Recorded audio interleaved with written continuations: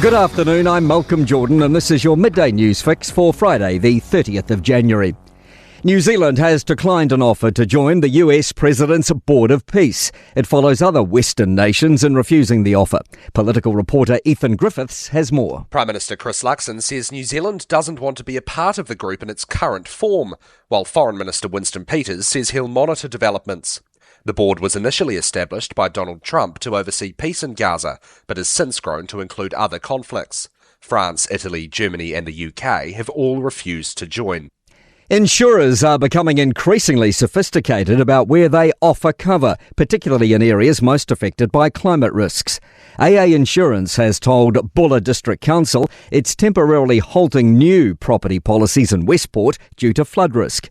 Andy Horn from Minter Ellison Rudd Watts Insurance told Mike Hosking similar decisions were seen after last year's California wildfires. They managed to identify with tremendous accuracy the areas that were likely to burn, and often the areas where they withdrew insurance were the ones where people lost their homes, sometimes only a few months after the insurance was withdrawn.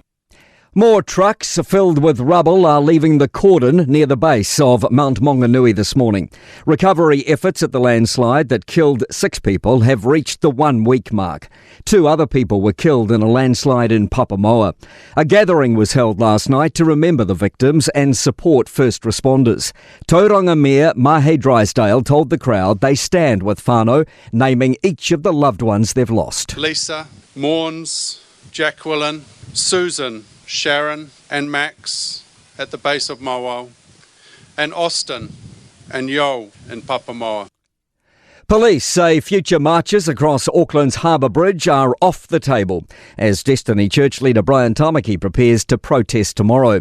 NZTA rejected an application from the Freedom and Rights Coalition, the umbrella group that includes Destiny Church, to cross the bridge, citing safety risks.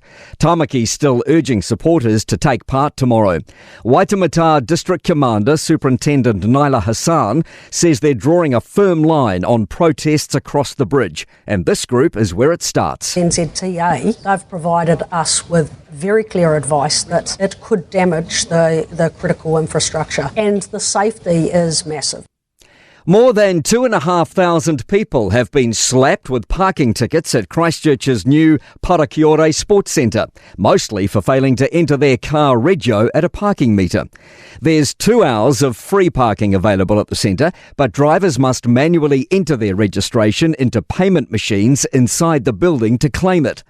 The thousands who missed the fine print have been slapped with $75 fines, totalling almost $200,000 since the centre opened in December. The council's confirmed it's working on better signage.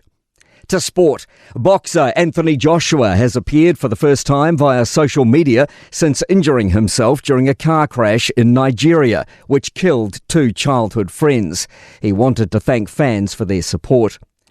20-year-old Crusaders loose forward recruit Ollie Mathis will provide a point of interest in their pre-season Super Rugby match against the Highlanders in Timaru.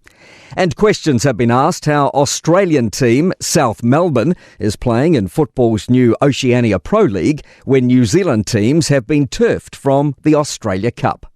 I'm Malcolm Jordan. That's your latest news fix. We'll be back with the next update at 5 p.m. from the Newstalk ZB newsroom.